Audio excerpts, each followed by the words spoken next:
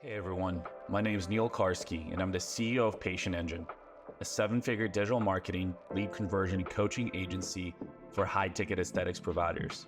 And I would like to personally welcome you to the Aesthetics Millionaires Show, where we sit down with industry entrepreneurs to talk about their personal journeys and discuss proven growth strategies. My genuine hope is that through this podcast, we can create more success stories in this industry and help more business owners scale past their competition. Enjoy the show. Ladies and gentlemen, it's another special episode of Aesthetics Millionaires Show on YouTube and Spotify. This one is from El Salvador and Orange County, California. We got a wonderful guest today. He's not only a doctor, but a tech entrepreneur. His name is Dr. Parth Kansagra. He's the owner and founder and CEO of Bespoke Dental Studios, and Juve Med Spa in Orange County. And he's got a bunch of other things going on. We'll get to that later, guys. But I'm really excited to hear his story today. Thank you so much for joining us today, Dr. Parth. Thanks for having me, Neil. I'm excited to be here. So you started out in dental, correct? That's how everything came about. Tell us a little bit more. Why did you decide to become a dentist? And then we kind of want to talk about what got you into an entrepreneurship as well. Yeah. So, yes, I'm a cosmetic dentist by trade. When I graduated, I had this different idea of what dentistry would be like, but I was thrown into corporate dentistry, which is what most young dentists, are thrown into. And about 4 months into working in corporate dentistry, I said, this just isn't for me. I walked out, kind of quit, and said, let me just get my own practice. So decided to get my own practice. Didn't really have much money. I mean, I had just graduated. So kind of just took a chance, got a practice. And, that kind of threw me into being an entrepreneur versus me even kind of going that way. I mean, I got my MBA when I was in school, so I felt comfortable enough to maybe do it. But I, just decided to leap into it. Wait, you got your MBA while you were in dental school? Yeah, it was like a joint MBA, a DMD MBA program. So I decided to do that. I figured it would come in handy. And actually my dad was like, just do it. And it didn't increase the amount of time I was in college. So just did it while I was there. And people laugh at me because I casually just say them. They're like, you can't just say you just did it while you were there. And I'm like, I get it. But it was just a cool opportunity that presented itself. But it really did help me make that leap into buying my own practice so early out of dental school. But yeah, after I bought that practice, really, I just dove in the deep end. I didn't know any better, couldn't do anything besides just make things work. So, in you Orange bought the County, practice. Mm-hmm. Yeah. Straight out of school. 4 months, like about 4 months, but that's, you're a baby doctor at that point. You don't really know much. Didn't have any money, but just bought the practice with everything I had. So I assume was it savings? Did you get a loan? You don't need to go in too much detail, but that's really fascinating to me because I'm sure people wonder what does it take to own your own practice? And you're likely not going to get a business that cheap, but maybe at a discount. No, actually, it's knowing the right people at the right time type of thing. I think so. I just happened to know the right person that allowed me to kind of pay a little bit, but had a lot of pending treatment that needed to get done, like close to like $500,000 worth of treatment that had to get done. So they're just like, just get all that treatment done for free. And I'm walking away. And I said, all right, I'll just knock it out. I mean, I have to do the treatment anyways. So kind of bartered it out and it worked out and I bought the practice and then I just put some changes into the practice, bought the equipment I wanted to buy, like CT scans, made some, small cosmetic changes, but I kind of got lucky, got pretty lucky with how I bought the practice. Okay. Yeah. But it was a full insurance practice. So it was fully dependent on insurance when I bought it. And the very first day I bought it, I dropped all my insurance, which was the big defining factor of, the rest of my career. which was, I was in a super saturated market in Orange County. And there, and I was dropping all of my insurances. I had to stick out. I had like 13 dentists on my street. I had to figure out how to, be unique, what I need to offer in order to get patients to actually come to me if I wasn't an insurance doctor. And that's where aesthetics starts to come into play, actually. Yeah. So I have a couple more questions before we get there. Sure. How important was it do you feel like it was important to get your MBA? Or do you think like, hey, I could have just learned these things on my own while diving into the business? Or do you feel like the education piece helped to, give you that little bit of a competitive advantage when you bought your practice and you were kind of new to the business world? I would say, I think it was both. The MBA definitely helped with just giving that confidence to just do something, because you learned a little bit about it. You have some background knowledge of, okay, what is this going to be? What is this going to entail? But I think really it was just like, medicine, right? And dentistry. You can sit in the classroom as long as you want, but until you go and do it and until you go see patients, you don't really learn. So it was a little bit of having that confidence from having the education and that degree, and a little bit of just having the business and then actually just experiencing entrepreneurship. Yeah. How did you do your first year in dentistry, and what were some of those key lessons that you took with you further into now being an aesthetics business owner? But what did you learn? Yeah, initially it was going fairly well. And then as about the 6 month to 7 month mark hit, things started to slow down a little bit with the business. And that's when I realized, okay, I need to step up my game here and offer other treatments. And since I was a newer doctor, my range of treatments I could offer was less too. So I had to invest into, continuing educations, buying more equipment, learning more things. And that was a big part of it. So, um, sorry, I lost my train of thought there. I got a little nervous. Can you ask that question again, Neil? No problem. I was saying, like in your first year, like what were some of what were some of your key lessons, right? And maybe you can tell us a little bit more about like things like, managing your finances or hiring the right people and building a team, sales and marketing, right? Which are critically important nowadays, and things I like to highlight a lot. So. Yeah. Definitely those are things I learned along the way. I kept the team I inherited with the practice, which in hindsight was probably not the best thing I should have done. But it felt very comfortable at the moment. So hiring teams is something I learned along the way. Definitely was not something I did right the very first time around. But I realized how important it was and how important it is to cut, the people that really are bringing the business down, and how hard it really can be to cut them down and cut them out. Sorry, but how important it really is to cut them out. But hiring now has become one of those things that I've become very picky on. And instead of just hiring the first person or hiring the most convenient person, I started hiring the best person for the job, which takes longer and requires much more patience and outreach. But honestly, now with AI, it's become so much easier to recruit more and more people.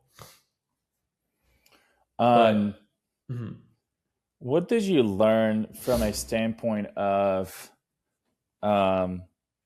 in dentistry and an insurance practice from a standpoint of like sales and marketing? And I'm going to ask you the same question when we get to the aesthetics portion.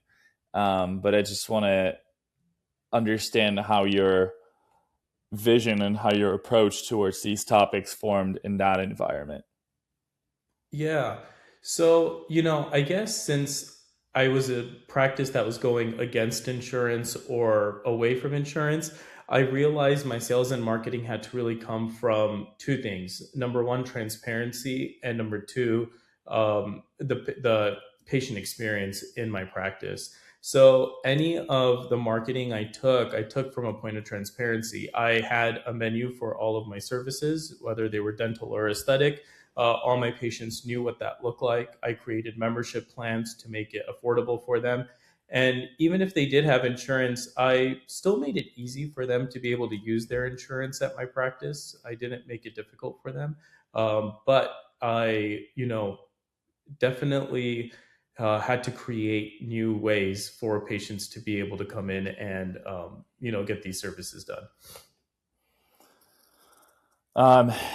How did you get a chance to like put together some sort of marketing strategy for yourself, and were things that were like clicking for you? Like what worked? One of my Yeah. coaches used to say, when you find those things that make that make popcorn, and popcorn's just going to keep popping, right? So like what made the popcorn pop? When the thing I realized that started making the popcorn pop for us was, uh, honing on in social media. I was so against social media in the beginning. I actually didn't even have social media until I graduated dental school, believe it or not. I'm like this old soul. And I Good. went all throughout college without it, didn't do any of it. And then graduated, and everyone's like, dude, you got to get on social media. So I hired, people here and there, and it didn't really work out. But I got an in-house social media marketing guy, and he just sits in my office all day, and he follows me around. He like gets testimonials from my patients in real time. He helps me with my before and afters, and he does all that. But I realized that was something I just didn't have time for, nor did my team. But he really, helped me get that social media going. And we started putting a lot more patient testimonials, a lot more transformations of what we did on social media. And that really, truly did actually bring in the right aesthetic and cosmetic patient into the door, much better than I think anything has. Because I tried it all. I tried, the paid ads on Google. I tried Facebook ads. I tried all of it, and they do work. They do work to some degree. But I think they work better when you have a good social media with good content on there, and good before and afters of your work, and patient testimonials and things like So that.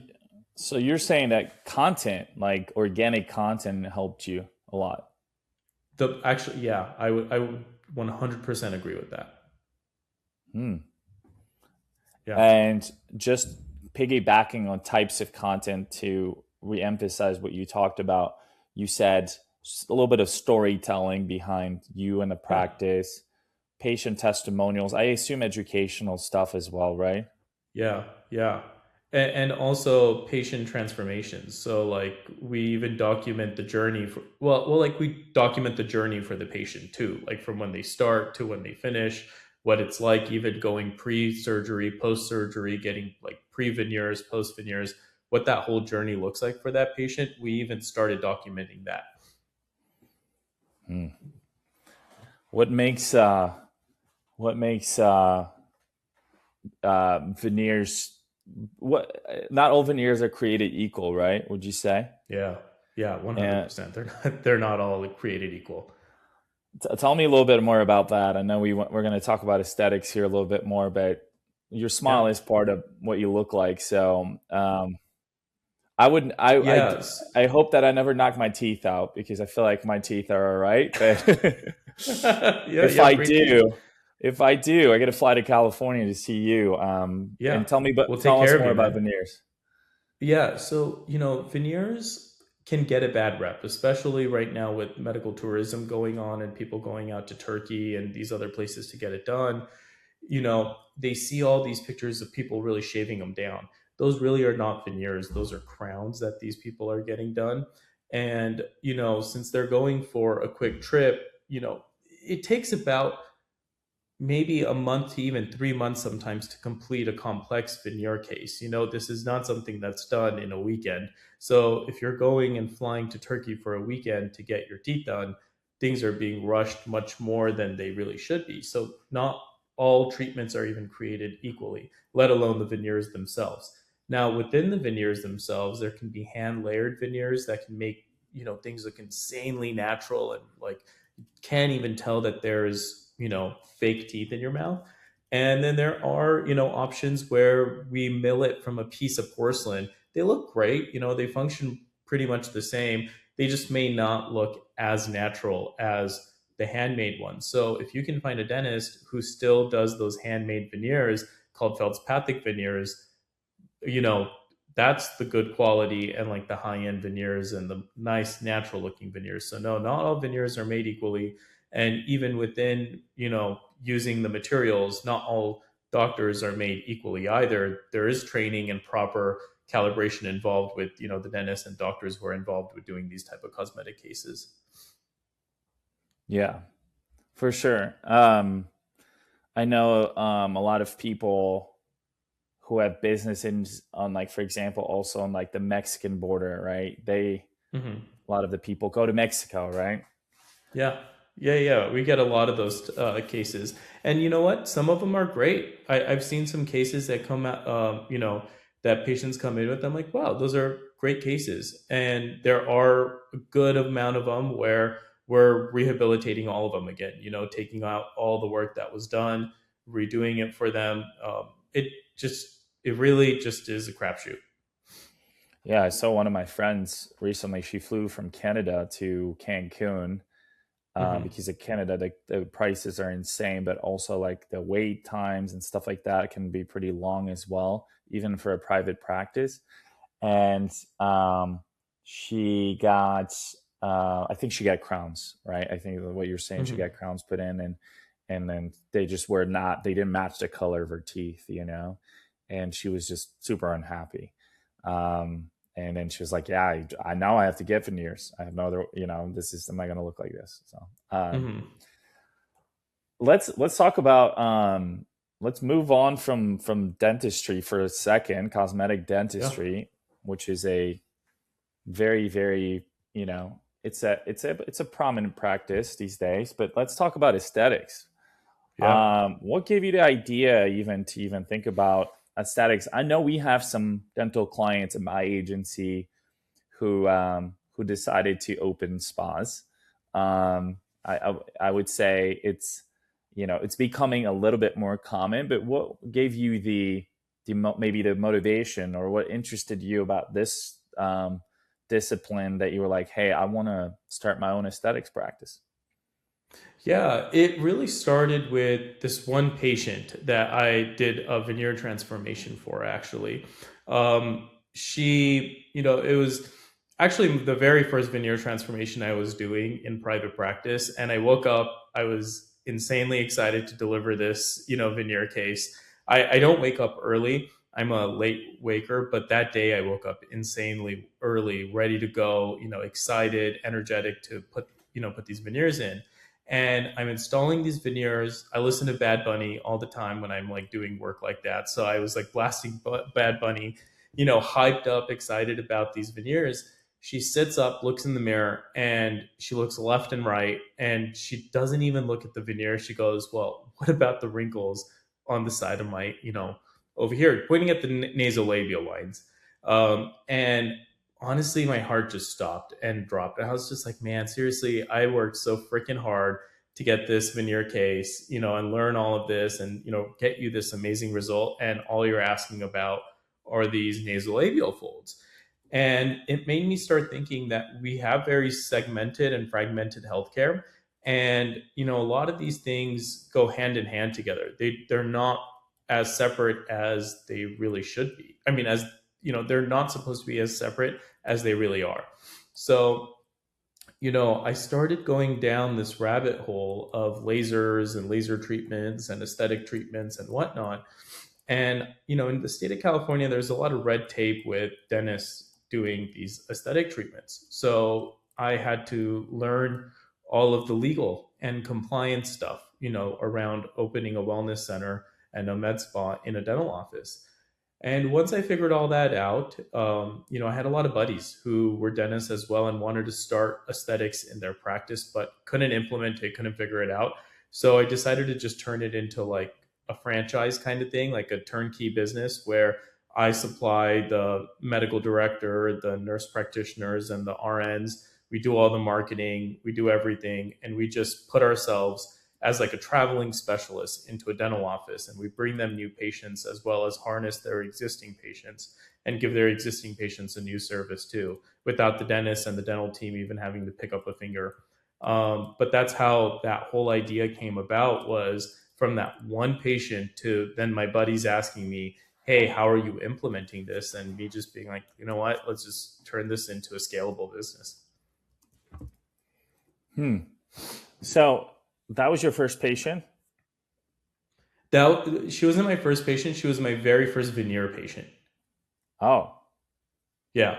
So like my very first patient, I did a full mouth, like upper set of veneers on. I remember just cementing them on, and she just looked in the mirror and like couldn't give less of a crap about her veneers. It just was like worried about the nasolabial folds. And I'm like, lady, you just spent like 20K on these teeth, and you know, you're worried about these two lines. So it got me thinking, you know, like it's not just about the smile. Like I needed to treat much more than the smile. I needed to treat more than that. And I didn't have the answer. And that really bothered me as a practitioner, that I didn't have the answer for her. So that's what kind of got me in this deep dive into aesthetics, because a lot of my cosmetic patients, they're asking about facial aesthetics, the very next thing. And when did you open the practice?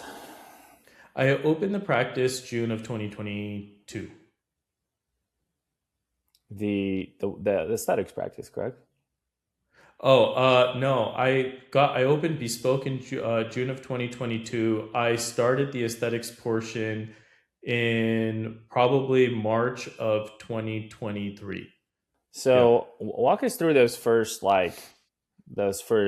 initial days, because in my opinion, with every service-based business, there's kind of steps, right? Yeah. Getting your first client, then getting to that 10K, getting excited, then getting to that 25K, 50, things are kind of stabilizing, getting more consistent. And then we're going 100K, and then we got a business, right? And we're actually profiting some good money. So walk us through some of those stages, especially the early ones, and what you learned in the process. Yeah. So, you know, it really started with patient relationship. In the beginning, getting to that first 10K felt impossible on the aesthetics end, right? Like dentistry was already going, and dentistry was just fine. It was, you know, everything was going, things were developing. But on the aesthetics end, I had no idea if things were even going to work, right? I had just bought in this laser. I had bought all these things. That first 10K felt like, man, is this ever going to work or whatnot? But really, it happened within the first month, because once we sent out that first email blast, we had a couple patients just call in, and, you know, we had prepackaged things ahead of time. So patients, you know, between 2 or 3 of them, they hit the 10,000, you know, mark right away that first month. When it started scaling really was when I started harnessing, because our dental patients come in every 6 months for a cleaning. What I did is I changed that for every 6 months to every 3 months, because on the med spa end, you tend to see your patients every 3 months more than every 6 months. So I changed the dental to every 3 months. The second I changed my dental patients to coming in every 3 months, they started seeing my aesthetics and my med spa every 3 months. So now a lot of my dental patients started to move over and become aesthetic patients as well, for their every 3 month checkups and their every 3 month like talks, you know, top offs and all those type of things. So how did you first start cross-selling? You know, actually the easiest way for us to cross sell was, we have screens on all of our operatories and in our lobby. All we did was make a really great video with just all of our services and little B-rolls of, you know, the people in our office doing these services, saying, hey, we started offering these. And as I said, transparency was our biggest thing. So we put the fee for each of those things on the screen. So let's say it had a B-roll of my nurse injecting Botox. We had the Botox price on the bottom. People then right away started asking us like, oh, you guys started doing this. Can we get you booked in? But the power of those screens, man, dude, those screens can convert, and they can really get you some pretty good cases. I even have like my before and afters of my veneers just scrolling through those screens, my laser treatments rolling through those screens. just that was the easiest way to cross sell. Okay. And then how did you kind of like, so how did you learn to sell per se? I know that, you kind of learned some of that in your veneers, in your cosmetics dentistry practice, right? Because you sold pretty Yeah. high ticket stuff. So Yeah. did you transfer some of that knowledge and that skill sets um, into aesthetics? Definitely. I mean, I think, going into aesthetics, the ticket items can be high, but in, your med spa and wellness center, they're not insanely high compared to your $40,000 tickets you can get in cosmetic dentistry. So it wasn't that scary to jump into asking for that. But I actually have this internal medicine doctor who works in my building, and she's pure insurance. And I remember her telling me like it was hard for her to ask for $400, from a patient for whatever the copay was for something. And I'm like, okay, well, that's not going to work. You have to be able to, communicate with patients and be able to ask for money or say, hey, this is how much the treatment's going to be. And, everyone has their own idea of whether the doctor or the provider talks about that or someone else in their office. I think that's, very personal. But yeah, definitely something that we struggled with in the beginning. But in on the dental end, but on the aesthetic end, it came very naturally because the dental end just kind of made it much easier to do. Yeah, for sure. And we do a lot of sales training for my agency, and I own body sculpting practices. And Oh, cool. in body sculpting, we're always trying to get the highest ticket treatment plan because people need it. People just need Hmm. it. So to me, the way I train my staff, I'm like, guys, like 2K, 1,500, that's going to be low end. You know what I mean? That's going to be low end. Like we need to be a 3, 4, 5K treatment plan to get the client's best results because they need actually a lot of attention and they need a lot of accountability and they need a lot of check-ins Yeah.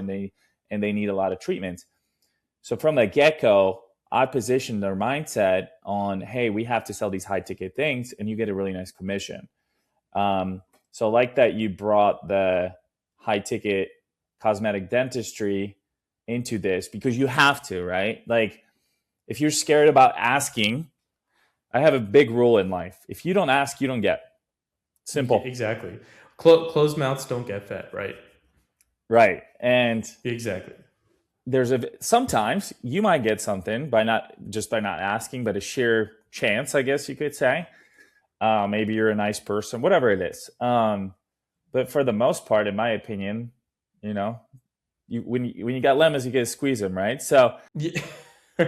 so you gotta, it's, in my opinion, it's like that mindset. I think the big reason why a lot of people don't end up doing well is because they, like you said, maybe they just don't ask for it, or they're scared to you, and especially people who come from insurance based to cash based, right? That transition is It's sometimes tough. hard to chew on because they're completely different businesses.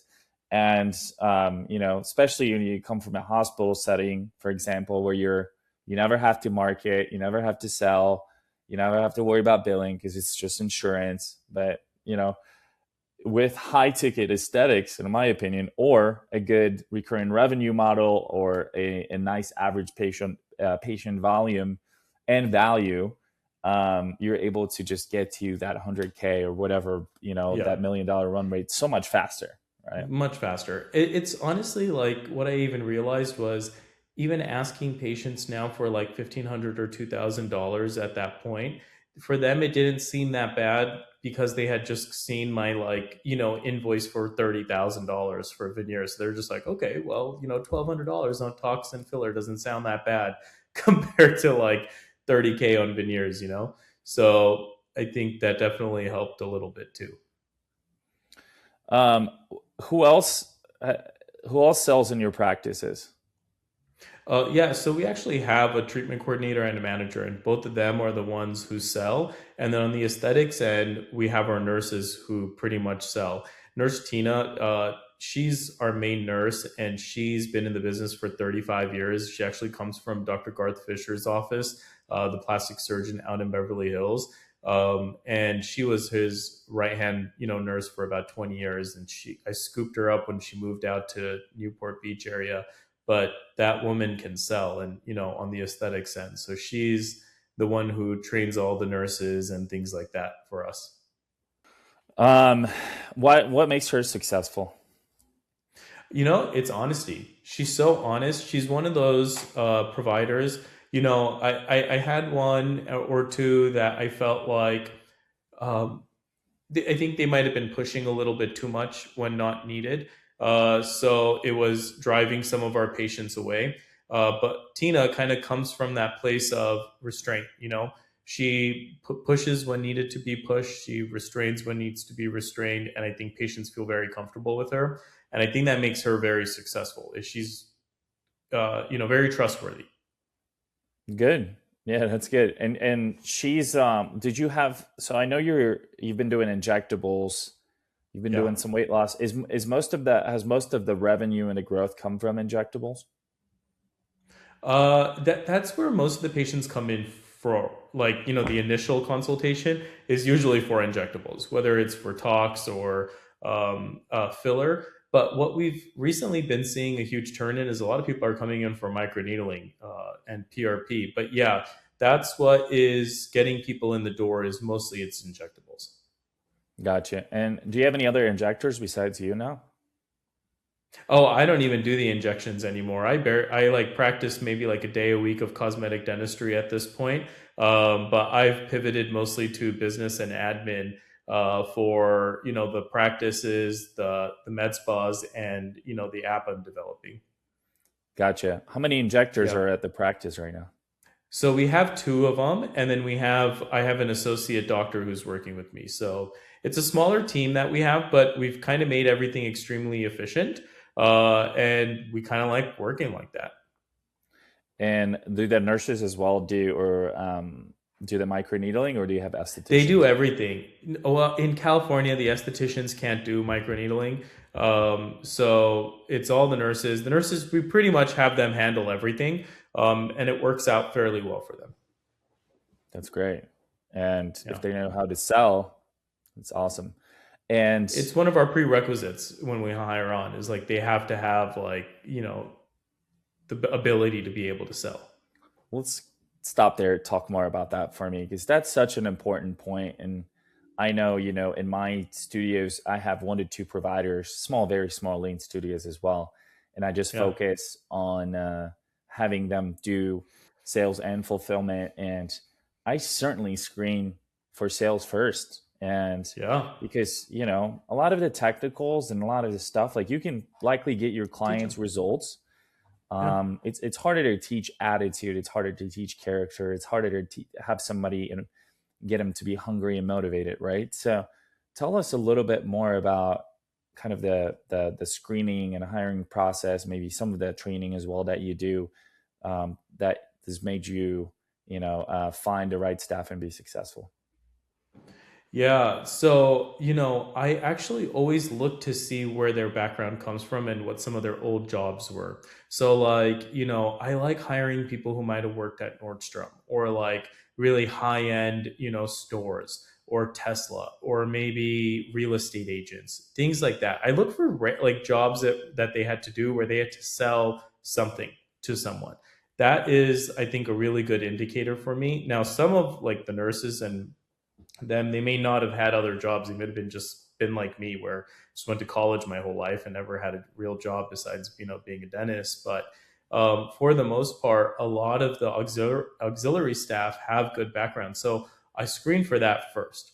And based when they come in, I start essentially giving them scenarios, and I dive them in the deep end. I'll have them go, pitch a treatment plan to a patient. I'll kind of give them a little bit of a rundown of what's going on. And I'll say, okay, this is how much it's going to be. Go sell this case to that patient, kind of throw them in the deep end and see how they do. Mostly, I don't expect them to be able to sell the case. I just want to see, how do they do under pressure? How do they do, on their toes? What are some of the words that they use? what does their education level look like in this field? Because they can write whatever they want on their resume, but if you say you've been in the aesthetics field for some time, you should be able to talk to your patient about 100 units of Botox, uh, with ease. So those are things I just check for. I just throw them in the deep end in the interview and check for that.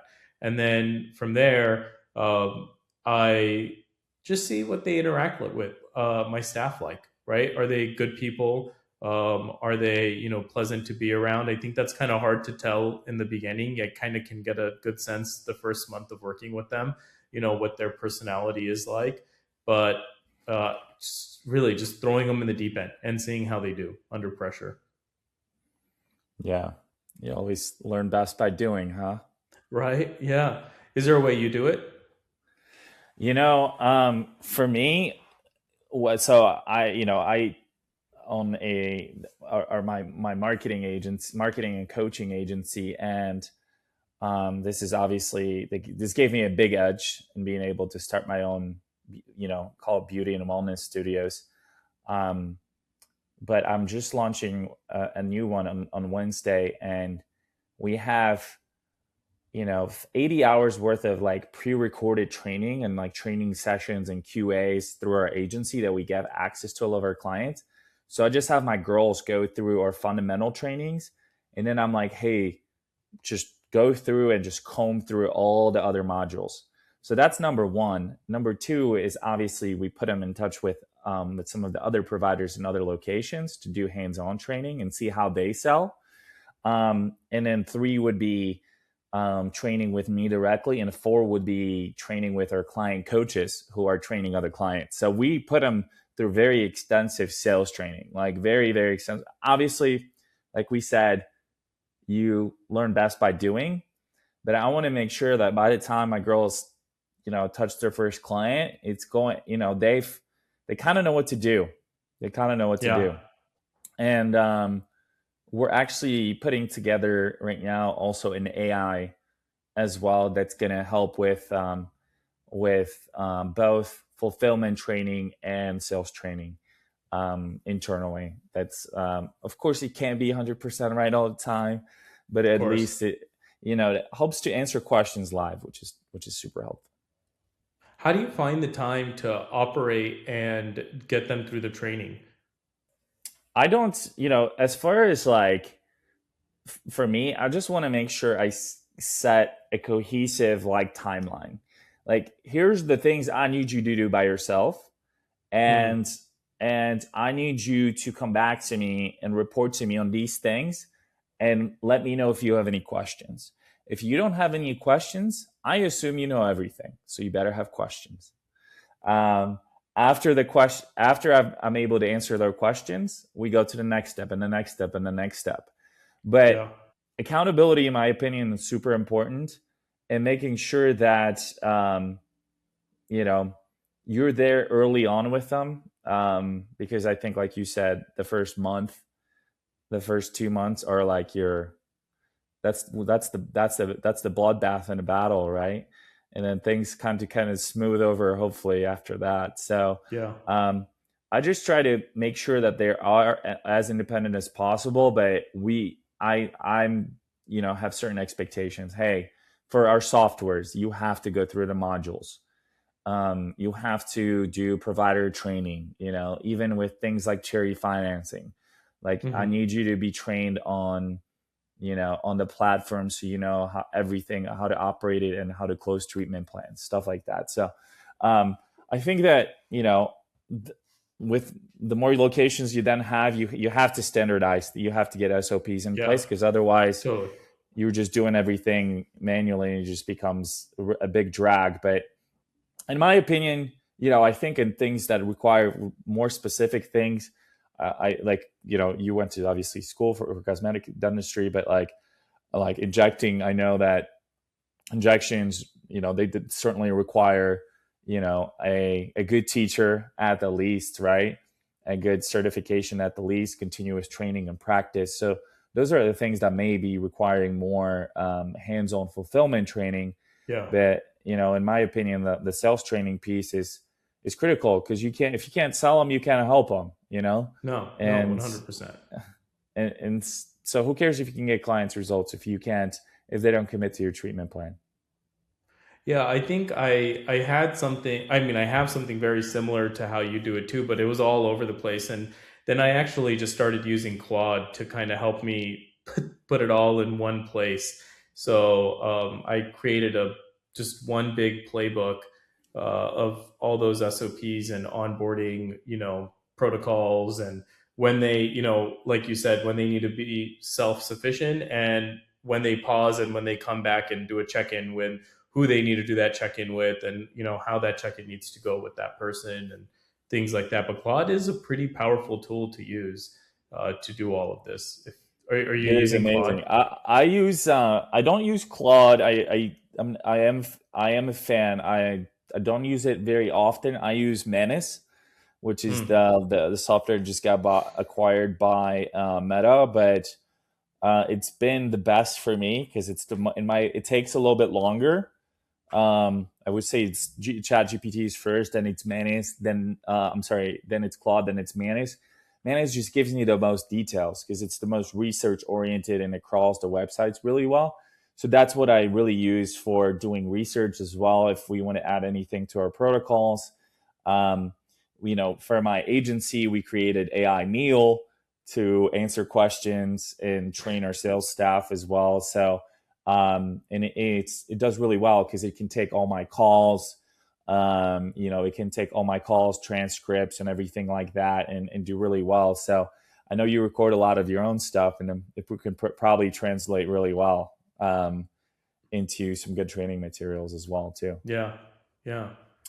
Walk me through besides cross selling, what else worked? And I know you're a big advocate of sales, so I appreciate that. And I do Yeah. think that most people I interview, for the most part, I would say are big advocates of sales. Even though we don't call it sales, sometimes we call it education, we call it Yeah, helping people, whatever it is, right? of course. Yeah, yeah. Uh, but besides being sales centric and being able to find the right people who want to Hmm. sell and who have some sort of background in selling, what else has worked from a marketing perspective and then maybe patient retention perspective as well? Well, give us some nuggets that helped you go from the early days of 20K to your $1 million run rate. Yeah, it was membership. Membership really just catapulted our practice quite a bit because it really helped with that loyalty and that referral. That one patient turning into eight, that really our membership model is what made that work. And our membership model was a little bit more unique. And it wasn't your typical membership model. So patients kind of jumped on it fairly quickly. Um, the membership model, it allowed patients to get membership at my dental practice and also at the med spa and aesthetic practice. And whatever they paid every month, it just banked. So if they paid $100 that month, they basically prepaid for $100 worth of treatment. But I gave them perks on top of it. So they got four free cleanings a year at my practice, a whitening.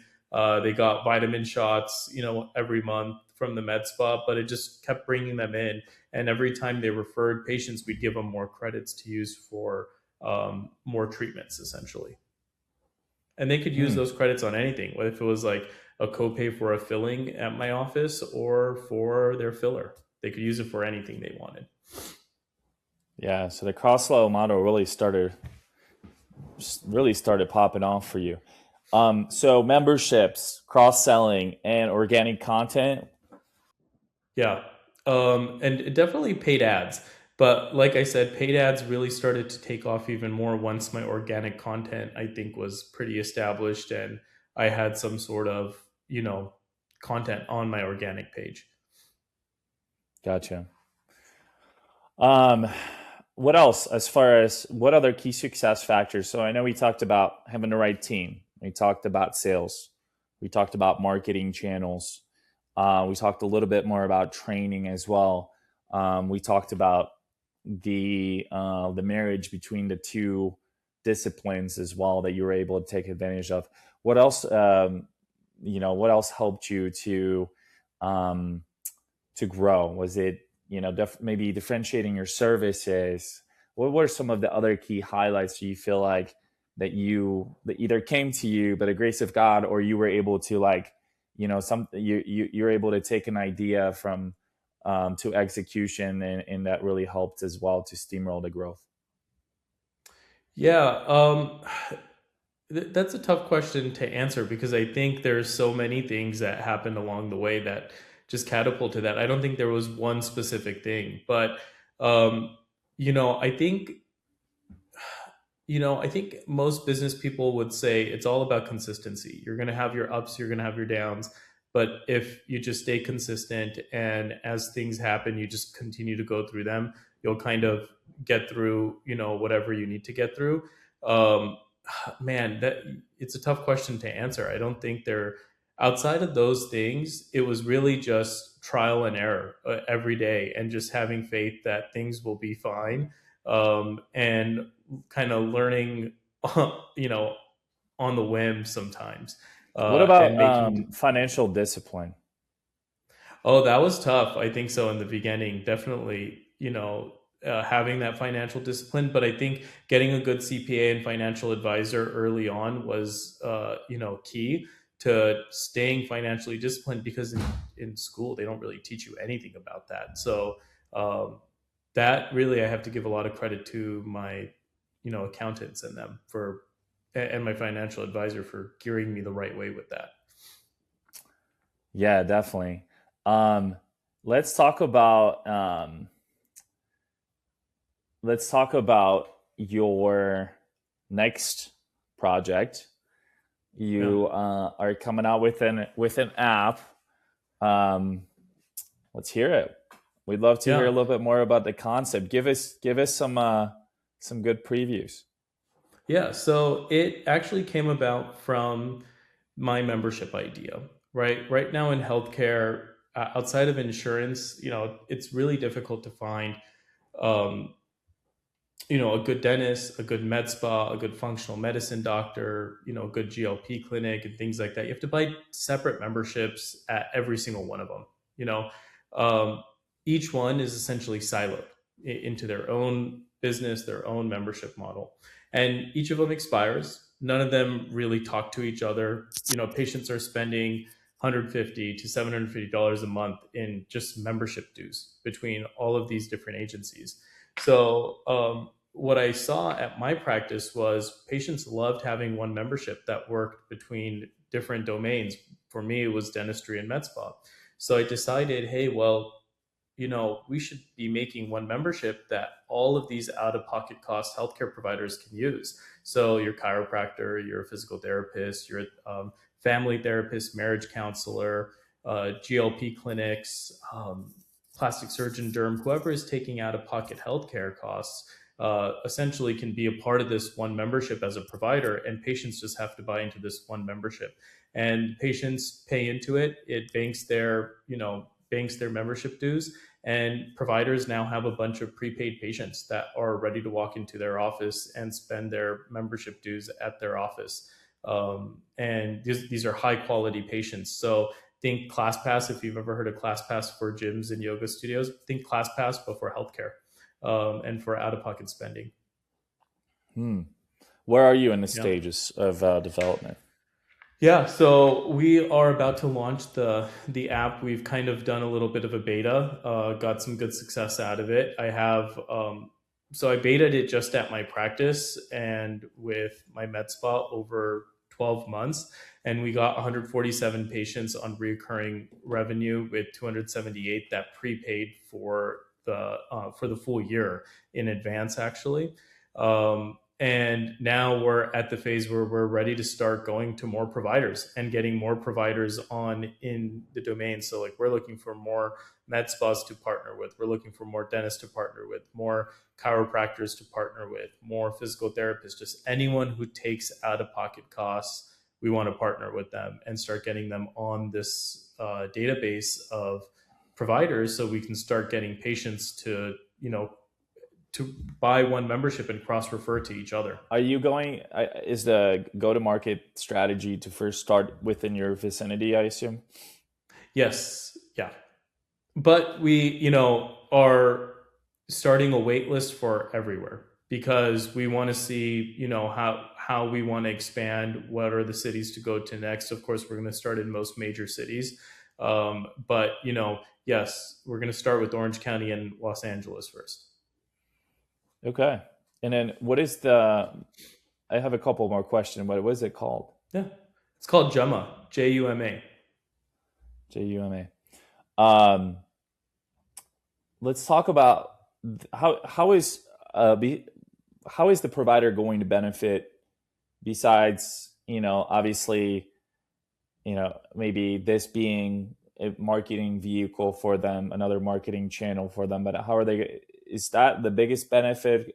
I assume that they're probably not going to get a portion of the membership. It's more so going to help to drive more patients. Actually, there? they are going to get a portion of the membership. So let's just say you have a body sculpting business, right? So let's just say you have a patient who comes in through JUMA and you're a JUMA provider and your treatment plan for that patient is $1,500. That patient has already prepaid in membership dues $1,000 so far, because they put in $100 for the past 10 months.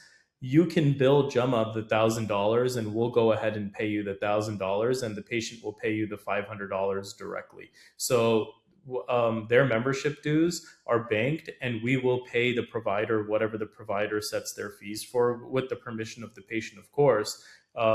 We will disperse that payment to the provider. So providers are just getting marketing, but you are going to get paid for whatever treatment you are asking as long as the patient is prepaid for that treatment.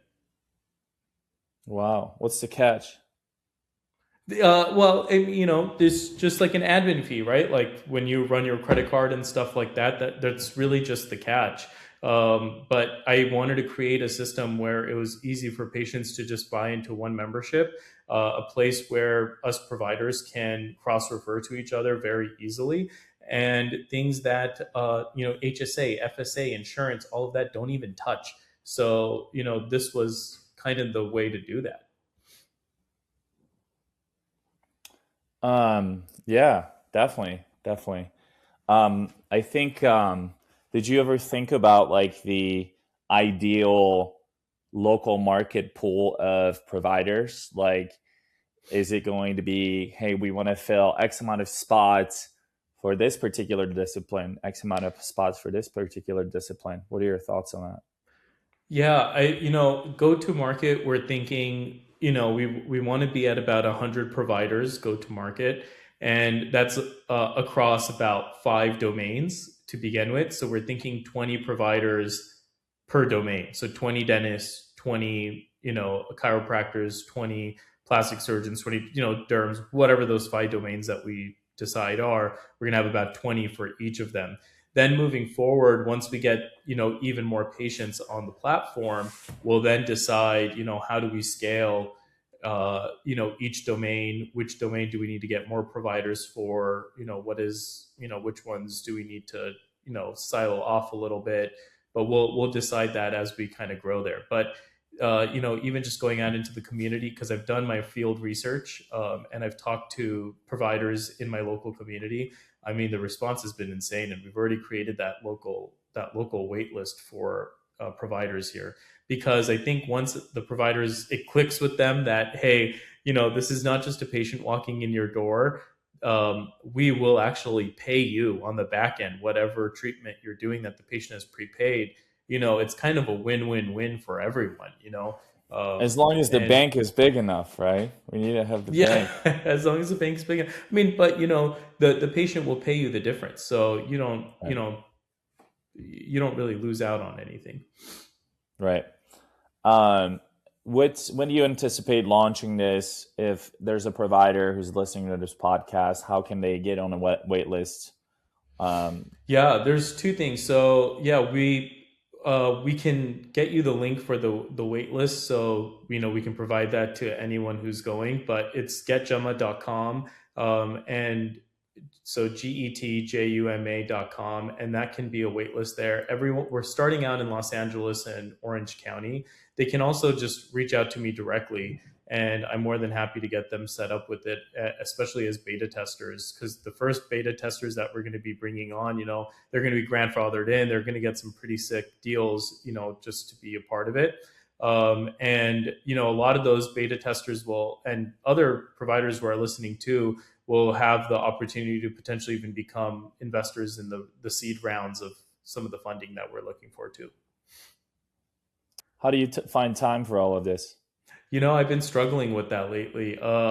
That's why I've gone down to like about a day and a half of clinical dentistry, is because I have to find time to juggle the operations of the dental office, find time to, focus on the aesthetics practice, and now, get ready for my go-to-market plan with this app that we're about to launch in about 4 or 5 weeks. Yeah, we need to take a beach day off at the Laguna Beach one of those days, Dude, I'm down, man. let the mind disconnect a little bit, What's your favorite beach? What's your favorite beach in the OC? Yeah, well, I was in San Diego this past weekend doing just that, so I feel kind of refreshed here. But yeah, it gets a little crazy. What's your favorite beach in the OC? Corona del Mar. Let's see. If you had to give one piece of advice, to owners who are trying to get to 7 figures, what would that piece of advice be? Stay consistent. Show up even when it gets hard. Just be consistent and make sure you have a good attitude every single day. Really neuroplasticity is something I really believe in. And the more positive you are and the more you think forward, the better your outcomes really will be. So, and being consistent, nothing, Rome wasn't built in a day. It wasn't, you're not going to get to 7 figures just by snapping your fingers and opening a clinic. It's going to take time. It's going to take effort. So, be consistent and be positive. Beautiful. Where can people find you if they want to connect with you? I know we're going to include all of this in the show notes, but I just want to throw it here as well. I know we talked about your app. I know we talked about both of your practices, but where can people find you if they want to connect with you, if they want to learn more about the app, if they just want to mastermind a network? Part of this, big part of this podcast mission is to connect people. I know the entrepreneur community can be also somewhat lonely and disconnected. So I want to bring people back together. Yeah. The best place is my Instagram, dr.parthk, and also LinkedIn. Those are 2 places I'm very active on, and I respond to pretty much everyone who reaches out on those platforms there. But those are the easiest places to get in touch with me directly, to learn more, to talk about things, even just ask me advice about, whatever you're going through. Happy to chat with anyone. But yeah, just reach out on Instagram or LinkedIn. Ladies and gentlemen, Dr. Parth Kansagra joining us today. Thank you so much for joining us. We appreciate it. Thank you, Neil, for having me.